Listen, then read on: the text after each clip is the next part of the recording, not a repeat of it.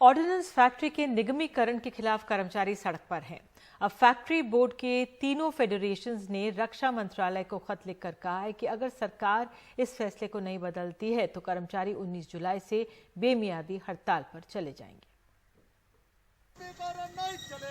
महाराष्ट्र से लेकर बंगाल तक और यूपी से उड़ीसा तक ऑर्डिनेंस फैक्ट्रियों में हर सुबह ऐसे ही प्रदर्शन चल रहे हैं। कर्मचारी ऑर्डिनेंस फैक्ट्री बोर्ड के निगमीकरण के खिलाफ हैं। उनमें तरह तरह के अंदेशे हैं और उतनी ही नाराजगी भी। सभी ऑर्डिनेंस फैक्ट्रीज में सुबह नारा दे रहा है, कारपोरेशन खिलाफ में लड़ना शुरू हो गया। कानून का समय 144 सेक्शन भी है, फिर भी लड़ना जरूरी है, जीना जरूरी है, नौकरी बचाने के लिए करना भी जरूरी है, इसलिए तो हम कर रहा है। देश में 41 ऑर्डिनेंस फैक्ट्रियां हैं। यहाँ हथियार बनते रहे हैं। इन्हें एक बोर्ड चलाता है, लेकिन सरकार इन्हें अब 7 कॉरपोरेशन में बदलने जा रही है। इसे निजीकरण की ओर पहला कदम माना जा रहा है। इन फैक्ट्रियों में तीनों मान्यता प्राप्त फेडरेशनों all India defence employees federation, India national defence worker federation और भारतीय प्रतिरक्षा मजदूर संगठन ने रक्षा मंत्री राजनाथ सिंह को चिट्ठी लिखी है कि ये फैसला वापस हो। 19 जुलाई से अनिश्चितकालीन हड़ताल पर भी जाने की बात है।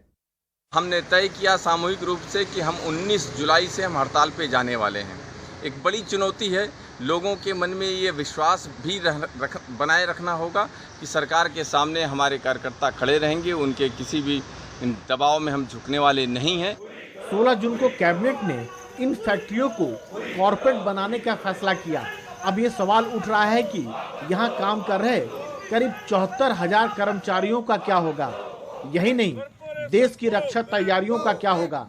इस फैसले के तत्काल बाद फैक्ट्रियों के बाहर विरोध प्रदर्शन शुरू हो गया। सरकार ने ये देश के सुरक्षा के साथ, राष्ट्र की सुरक्षा के साथ बहुत बड़ा कुठाराघात किया है। सरकार जो आयुध निर्माणियाँ, आज 65 का युद्ध हो, 71 का युद्ध हो, करगिल का युद्ध हो, चाहे हमारे आतंकवादियों से हमारे जवान रोज 2-4 होते हैं, हम उनको साजो सामान बना कर देते हैं, जूते से लेकर टैंक तक का उत्पादन हम करते हैं। लेकिन सरकार छीनना चाहती है इस काम को।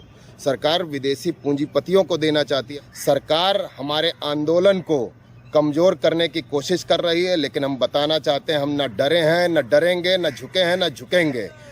सरकार की दलील है कि निगमीकरण से सामान की क्वालिटी और समय पर सेना को आपूर्ति सुनिश्चित की जा सकेगी। लेकिन इन कर्मचारियों का मानना है कि ये न तो देश हित में है और न ही कर्मचारियों के हित में।